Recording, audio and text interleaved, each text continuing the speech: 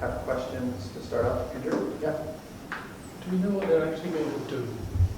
I mean, for example, there's a physics consortium in the Tidewater area where the universities can exchange course credits and things like that. Is something like that envisaged here? Because it's actually beautiful words, but didn't tell you what you're going to do. I know. And honestly, that is part of some of the things that they're working on right now. But ultimately they would like to build something, obviously. But they also are trying to look at what research opportunities are out there and together, work together to go after some money. Do I have a specific thing that they're going to mainly focus on? No.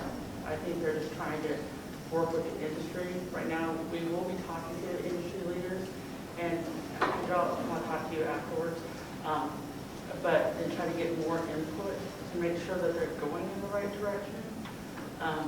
I still stay pretty strong on this, is that, one reason why we're here with the universities and industry working together, even the hub has to maintain that. So they have to have industry buy-in on what they're doing to make sure they're supported. So Andrew, I've had the opportunity to have some interaction with the folks that are working on this. One of the things, at least I know April stressed and I recommended is, and April referenced this, but is to set up the structure to propose what they can do.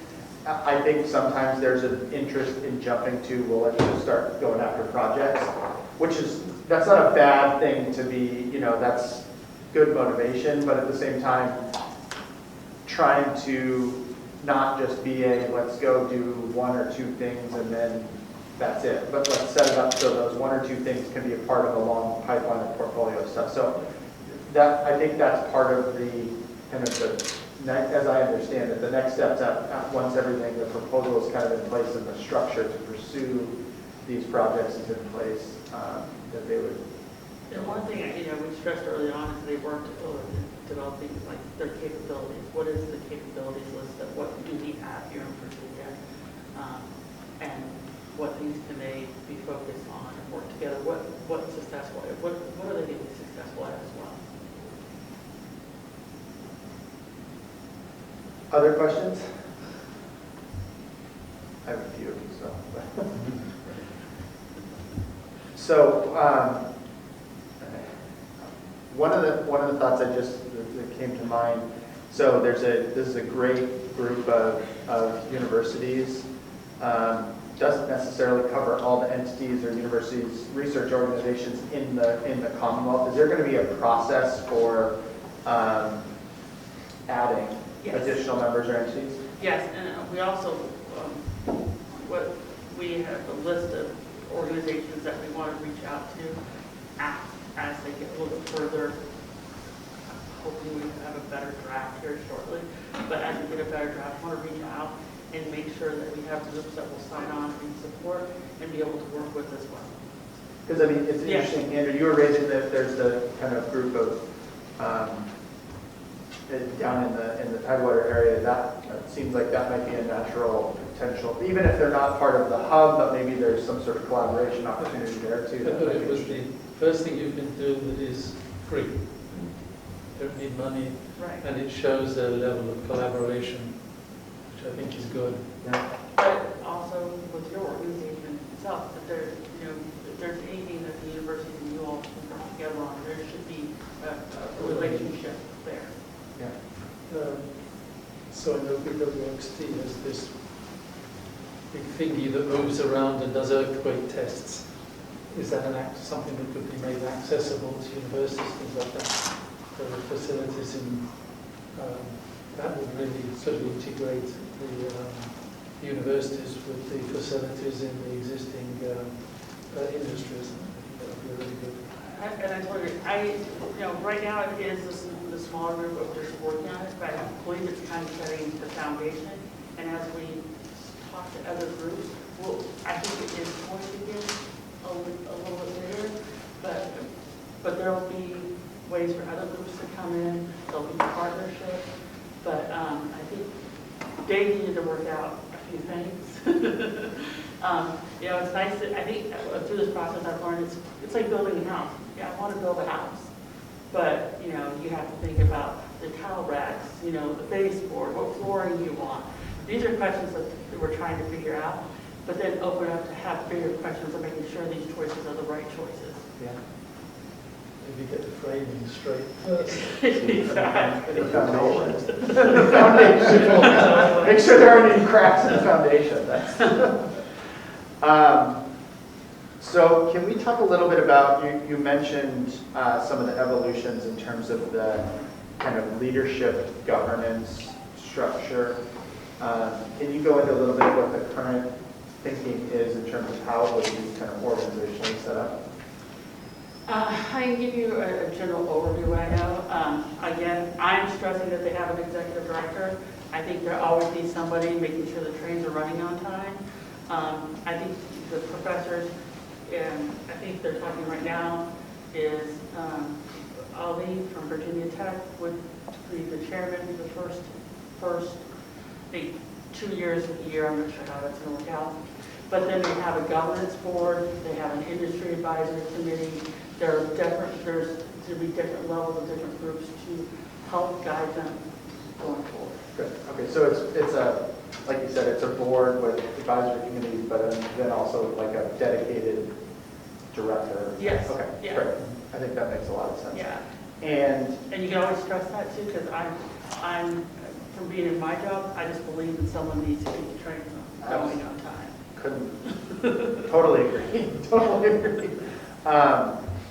And is there a process or intention to kind of spell out what they have in terms of role and responsibilities of the different positions? I guess that would be. Yeah, and I'll be honest with you, that's some of the things that we're working out right now is how, you know, what we need to, when do we need to have these, you know, check-ins basically. I think the other day we had a long conversation just making sure that, you know, we have follow-up after meetings and making sure, yes, we may have a plan, but if the plan has to deviate, make sure to record that and get that back and take in feedback from department and organizations. So they're working on some conversations on how to, the management of the organization. And this is a totally independent group, they don't report to anybody. Oh. How does this work? That's a good question, but no, I mean, will they be independent?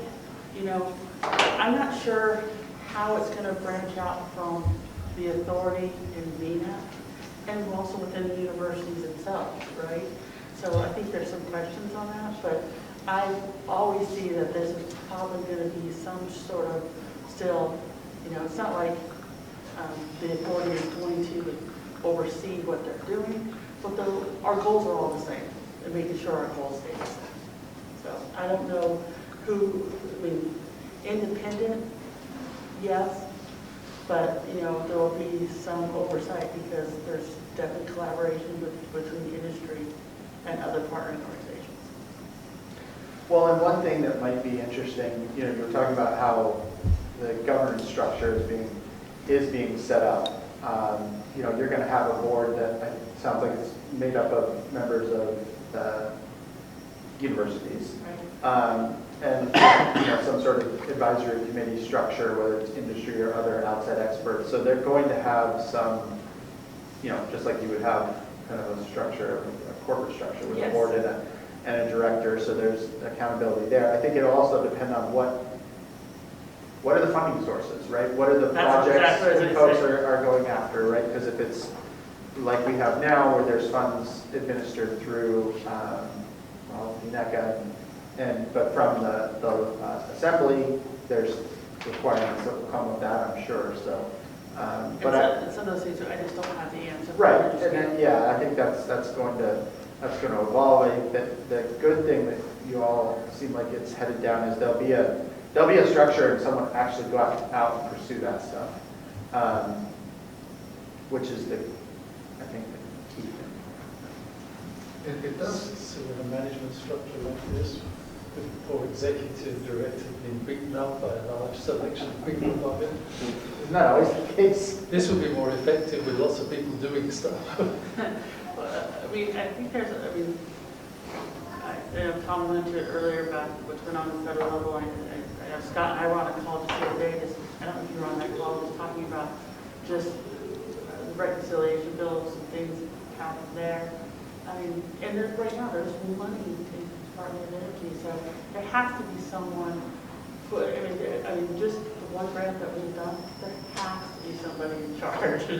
Well, yeah, and Andrew, I was hoping to almost be like a structure that would go up and out, Yeah. right? Like there's, it's, you know, you've got the advisory board, that's what you have, but I would hope the executive director would be able to draw on resources from members or the people, or the entities that are interested in actually doing and going after the projects, right? So that could reach to your organization too, right? If there's collaboration on the Yeah, so as I sit here and listen to this, though, it sounds to me like you've got another potential organization whose ultimate goal was very similar to the objectives of PNAC and BNECA, and largely comprised of the same organization.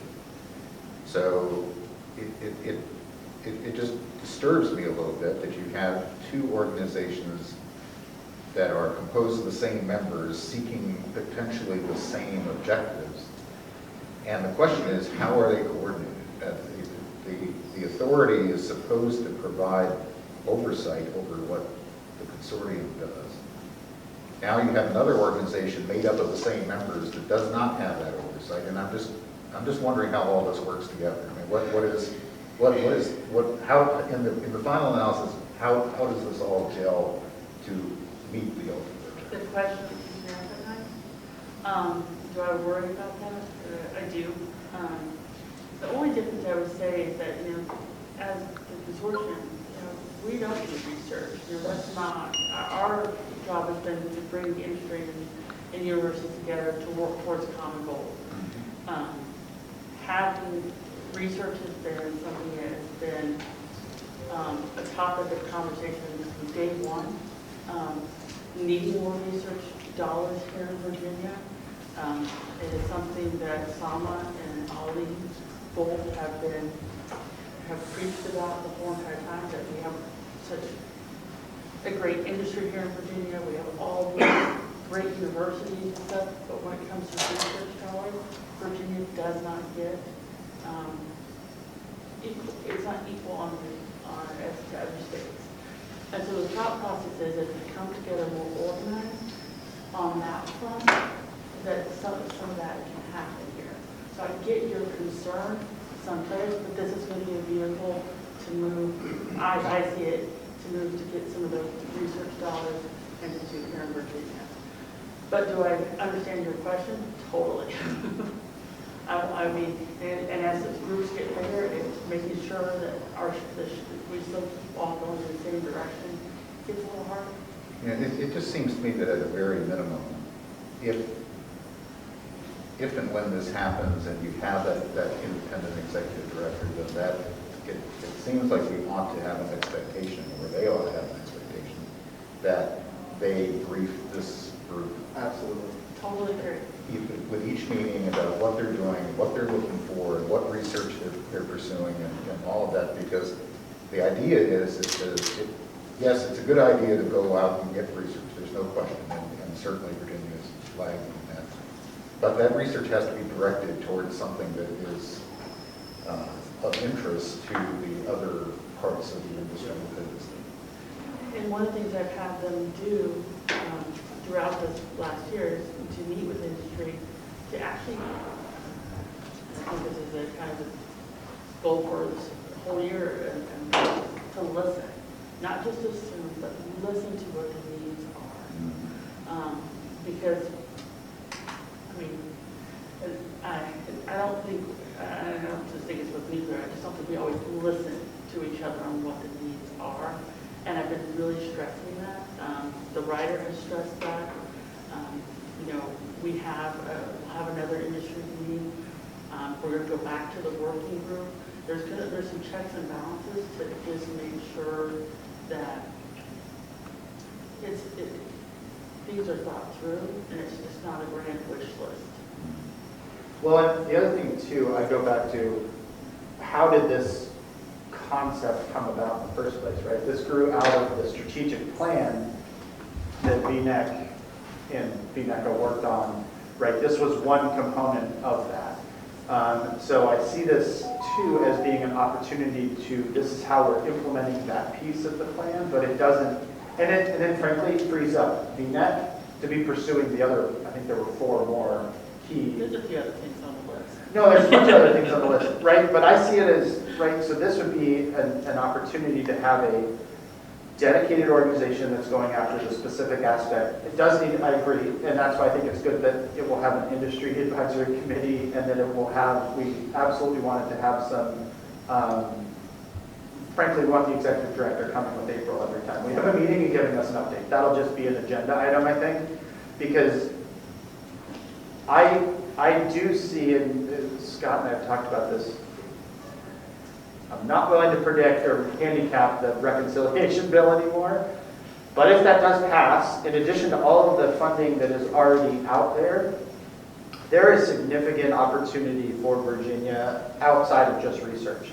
But having a research entity or hub that can go after that stuff, I think will be really important, because it'll allow VNEC and this organization to think even more strategically about, in my honest opinion, how do we get an SMR, an advanced reactor, somewhere in Virginia, right? It's like taking the proposal that the EDP and VNEC worked on together on the Build Back Better. How do we take that and then actually implement some of the stuff that was in that, even if we don't win the grant? Right? Because I think there's some real potential incentives that makes the economics on its base look really attractive to the council. So that, I don't know, Gene, if that helps, but that's the way I've been thinking about this. Is It does, but on the other hand, the hub or VNEC is going to build the SMR in Virginia. Absolutely. So, clearly, if the economic incentives are such that it makes it worthwhile for a commercial entity to do that, then they will do that. And they don't really need, there's enough technology available out there right now that they don't really need Virginia universities to be doing research on SMRs. no, they don't. No, they don't. I agree. No, that's absolutely true. That's absolutely true. Which is why you're absolutely right. That alignment of what is needed versus what is pursued is critical.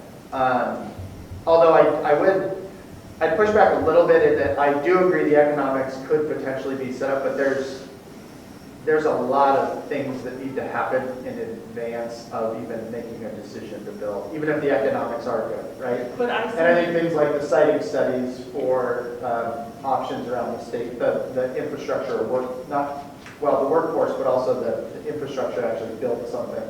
Those are things I think VNEC could help the commercial industry with.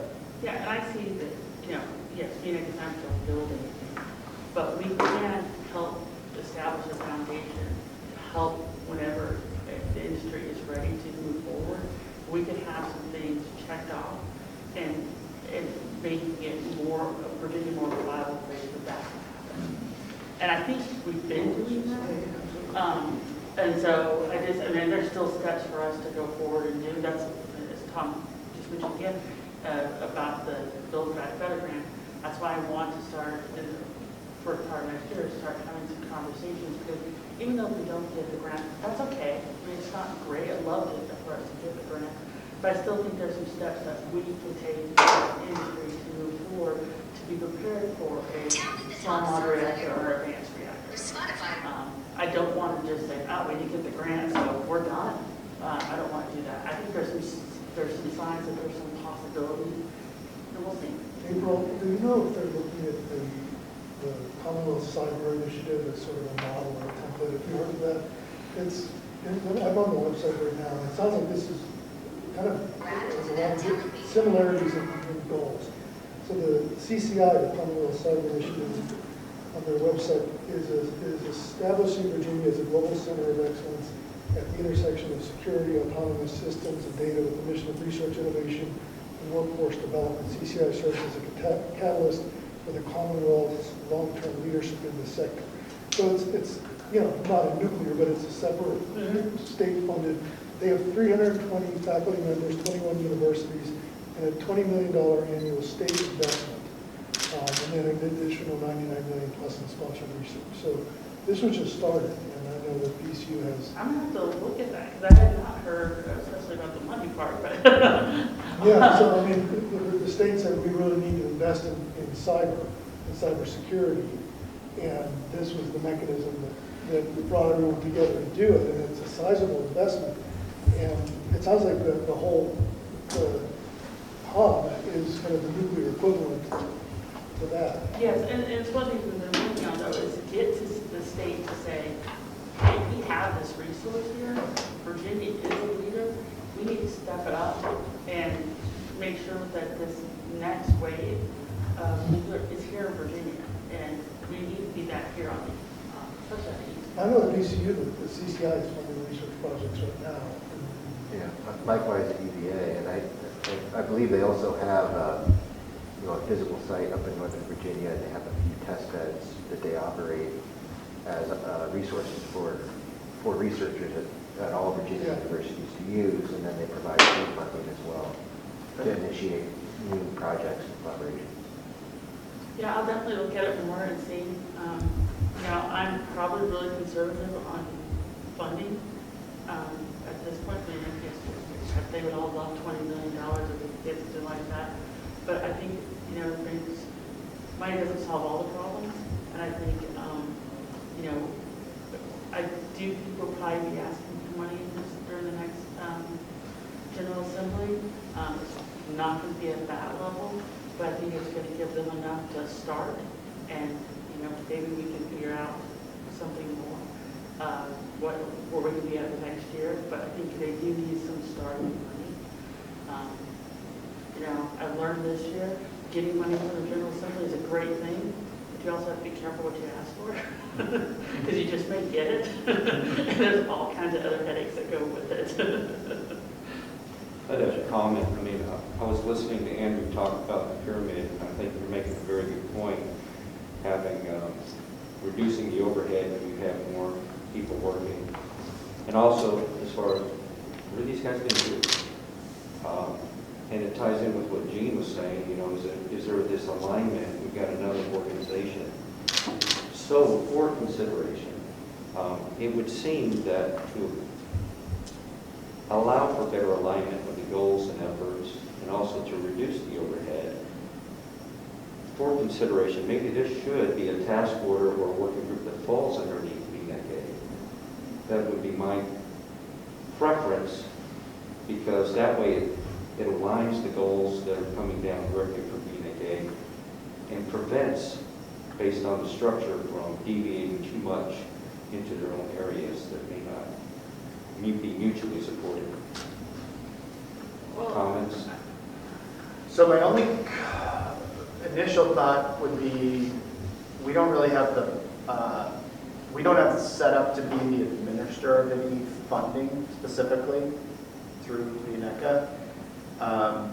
So I'm wondering if, I think your underlying point's a good one, right? Like, how do we set it up so that there's at least there's alignment and reporting through the existing organizations? I think we can do it within the proposal itself, because some of the stuff that would take some legislative actions. Because remember, we are,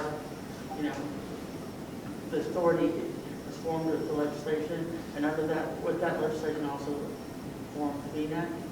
But there is some ways I think we can do that and make sure that especially like if they're charter, that they write some things that there is, we all go back to, the authority and VNAC and work together. It's just another branch of the family. If you can somehow align it so that the goals are the same, I think there has to be some type of codified process in this hub that aligns the efforts. No, that's good. That's good feedback, and I'll make sure to go back to the writer and to the universities and express that. I'm going to take this whole conversation back to them. BNECA could actually be your industrial advisory board. It could, and you wouldn't have to set up a separate, because ultimately, again, it would be the same people. So the only No, there's Yeah, the only hesitation I have with that, in theory, I like the concept, but we have to be cognizant of what our public meeting rules are and all that, and I wouldn't want that to hamstring their ability to, pursue projects, get feedback, all that. So it's a good idea, but we may be able to do that allows a little bit more flexibility. Does that make sense, Grant? I can see you over there saying, yeah, we gotta be a little bit careful then, so yeah. Can I just For also, example, we don't control or know about the finances of VNIC. I was just gonna say that. Yep. There, It's you exactly the same, mentioned, so it's not our job Yeah. to look at their budget, but it's their roles. Gene, you mentioned there's oversight. I would not say that the authority has oversight of VNIC, but I think there's a partnership Yep. between us. Okay. And I know we respect that partnership. I think future leadership will do the same thing, but there is no, I've been questioned on this a lot. The authority has no idea on how and what happens during the board meetings and our conversations, how we spend our money. I think the key thing we've talked about here, at least the note I was making for taking back to the hub group, is how do we maintain alignment with the goals and process and pursuit of VNEC and VNEC of the existing organizations? We probably could figure out a number of different ways to do that. That's good. It's very good feedback. I really appreciate it. I know, Scott, you had. Yeah, so all the comments and good discussions, so this idea of defining roles, so, I would encourage, so back to Tom's point, sort of what's in G2, what's the ultimate end goal here of most or all of these groups or the entities involved. It's to try and build something, hopefully in Virginia, at least have a fair shake of being a player with this. So, SMR might work for everyone to find advanced reactor generation. But also advanced manufacturing. Hang on a second. And so I would just employ the group, showing like R&D, to do things that are in that way. And I would argue, I think also in the comments, it's not really technical issues, but perhaps there are technical issues or R&D that can be done within this group to help drive down those costs. Because this is more of an economics problem than a technical problem when I think of advanced reactors and deployment. So there are things you can do, and I said, like additive manufacturing of different materials, modeling, using those tools in the universities, if that's going to be who's sort of doing all the work of the hub itself, regardless of how it's governed. So I would just, as to sort of take that back to how you define the roles and responsibilities, not so much from a governance standpoint, although that's extremely important, so we're not having overlap and being duplicative. But that those are the kinds of things to look at when it gets back to what are they going to go do? And it's those kinds of things with the end goal in mind, and perhaps are unique or different if it's truly a university-centric type group that is trying to meet that. Because again, I would argue it's not necessarily a technical challenge with new nuclear. What are the ways we try to cost getting over those technical barrier steps or reuse and work through R&D.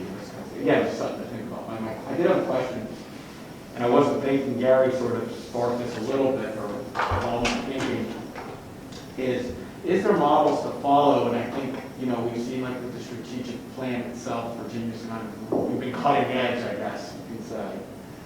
But other models, and I was thinking, well, what else outside of nuclear? Because there might not be another state or playbook to follow in terms of a hub.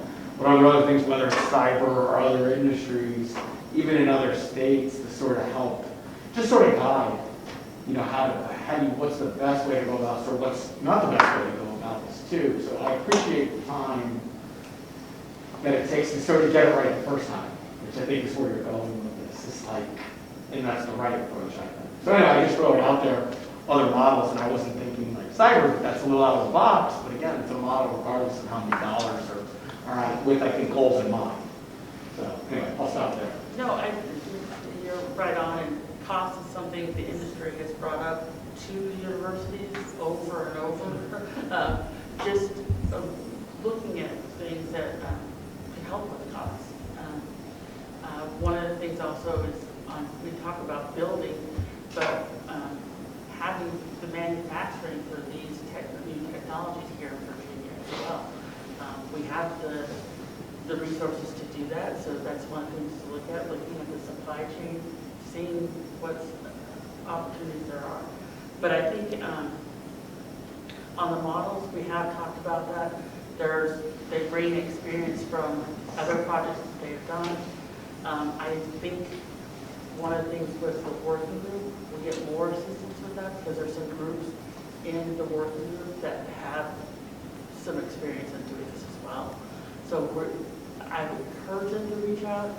They have their own, just their own past of projects they've worked on, but we have talked about other projects and reaching out to groups too. But the way we were funded this year were through the Virginia Innovation Partnership Authority, and they've been very helpful as well to give us some thoughts and ideas and making sure that this, I mean, I go back to longevity. I don't want this to be a hub that just, we have 1 or 2 good years and then it just falls apart.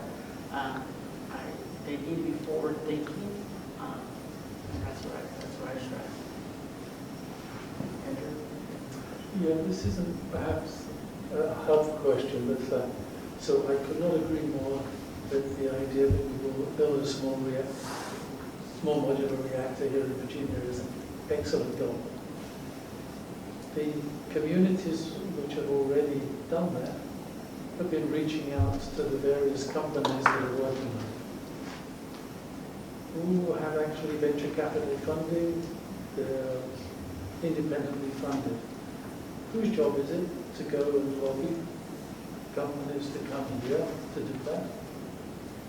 So I know that, for example, BWXT is doing some engineering for that, so we even have a foot in the door. But somehow it doesn't seem to be anybody's job to go out and say, why don't you come build one here?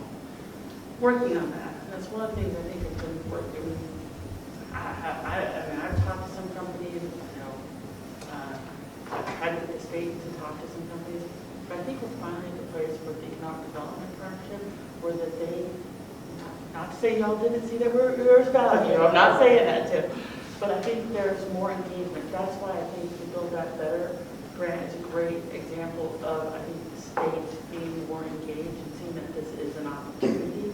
They brought that grant to us, they worked with us to put the grant together. So I think we're getting there. I do think we're getting there. And I know from those companies, like, for instance, I was on a call with Fair Power not too long ago, and they congratulated me on the work that we have done here. So we are being recognized, but do we need to do a better job of putting up our sign, we're here to work? Yes. We do. And that